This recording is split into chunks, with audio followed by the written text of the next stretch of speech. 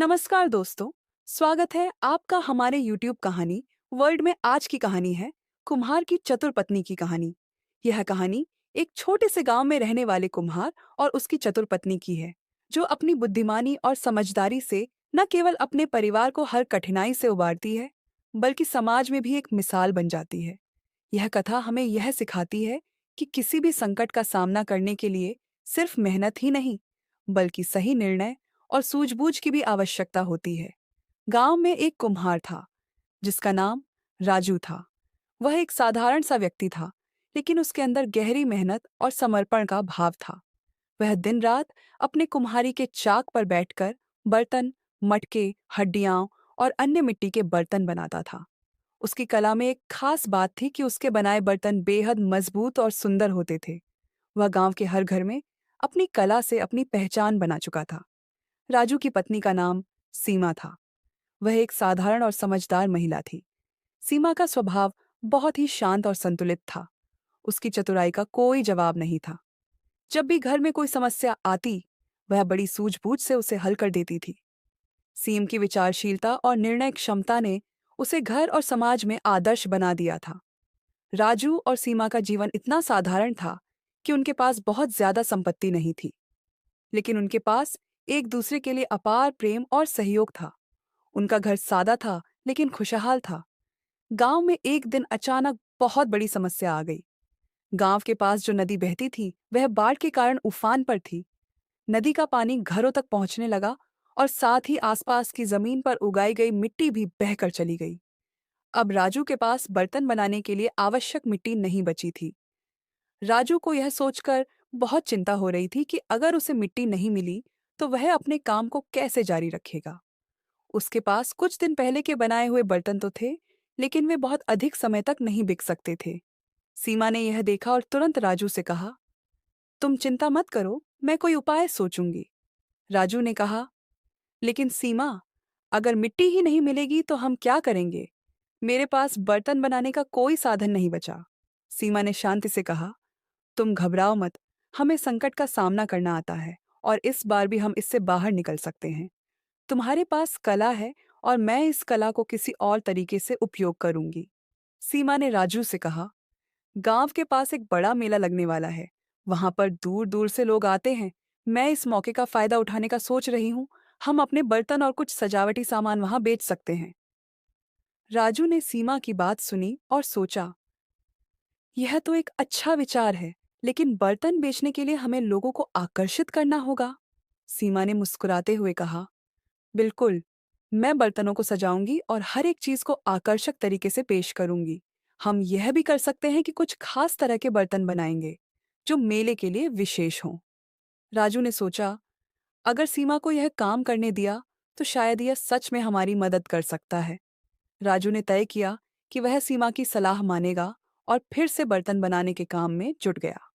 सीमा ने राजू से कहा, तुम बस बर्तन बनाओ और मैं बाकी सारी चीजों का ध्यान रखूं। सीमा ने कुछ विशेष प्रकार के बर्तन बनाए, जैसे छोटे मटके, सजावटी मूर्तियां और हाथी की आकृतियां, जो मेले में बिकने के लिए एकदम उपयुक्त थीं। वह बर्तनों को सजाने के बाद उन्हें सुंदर तरीके से पैक करके मेले में ले गई। मेले में पहुंचने पर सीमा ने देखा कि वहां बड़े व्यापारी अपने सामान बेच रहे थे और लोग खरीदारी में व्यस्त थे। उसने अपनी चतुराई से सभी बर्तनों को आकर्षक तरीके से सजाया और पास के दुकानदारों से बातचीत करने के बाद अपनी स्टॉल लगाई। राजू के बनाए बर्तन बहुत सुंदर थे और सीमा की सजावट ने उन्हें और भी आकर्षक बना दिया। धीरे धीरे लोग उनकी स्टॉल पर आना शुरू हो गए। सीमा ने बड़े ही धैर्य और समझदारी से हर ग्राहक से बात की और उन्हें समझाया कि ये बर्तन सिर्फ सुंदर नहीं, बल्कि मजबूत भी हैं। कुछ ही घंटों में सीमा की स्टॉल पर भीड़ लग गई। लोग बर्तन खरीदने लगे और उनके बनाए बर्तन जल्द ही बिकने लगे। सीमा ने कुछ अतिरिक्त मुनाफा भी कमाया और वह दिन राजू और सीमा के लिए एक बहुत बड़ी सफलता का दिन साबित हुआ। शाम को जब सीमा घर लौटी, तो उसने देखा कि राजू खुश था, लेकिन वह कुछ परेशान भी था। सीमा ने उससे पूछा, तुम परेशान क्यों? राजू ने कहा, मैं खुश हूं कि बर्तन बिक गए, लेकिन अभी भी मुझे चिंता है कि आने वाले दिनों में हम क्या करेंगे। क्या इस व्यापार से हम हमेशा पैसे कमा सकते हैं? सीमा ने मुस्कुराते हुए कहा, तुम चिंता मत करो, मैं तुम्हारे साथ हूँ। हम इस व्यापार को और भी बेहतर बना सकते हैं। हमें केवल अपने बर्तनों को और विविध विविध तरीके से बनाना होगा। मैं तुम्हारे साथ मिलकर इसे बड़ा करूंगी। राजू ने सीमा की बातों पर विश्वास किया और दोनों ने मिलकर कुम्हारी का व्यवसाय और बढ़ाया। कुछ दिनों बाद सीमा ने एक नई योजना बनाई। उसने सोचा कि अब जो बर्तन बिक रहे हैं, उन्हें और भी आकर्षक तरीके से पेश किया जा सकता है। उसने राजू से कहा, हमें अब अपने बर्तनों की डिजाइन को और भी विविध बनाना होगा।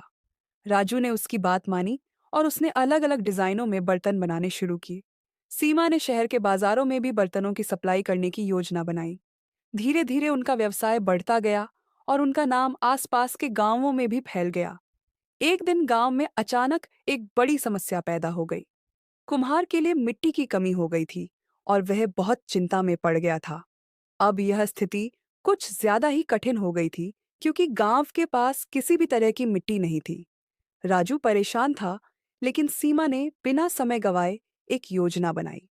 उसने सोचा कि अगर कोई खास प्रकार की मिट्टी पास के जंगल से लाकर इस्तेमाल की जाए, तो वह कुम्हारी के काम के लिए उपयुक्त हो सकती है। सीमा और राजू दोनों ने जंगल से मिट्टी लाने का निर्णय लिया।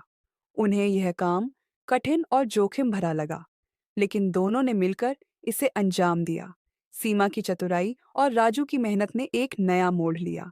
जंगल से लाकर उन्होंने जो मिट्टी इकट्ठी की, वह वास्तव में बर्तन बनाने के लिए एकदम उपयुक्त थी।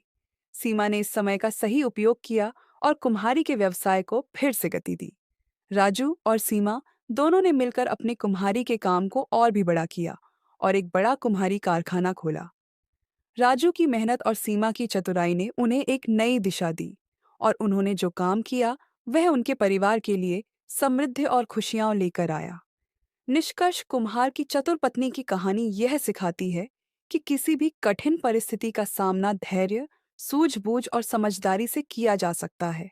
सीमा की चतुराई ने न केवल उसके परिवार को संकट से उबारा, बल्कि उसे समाज में एक आदर्श बना दिया।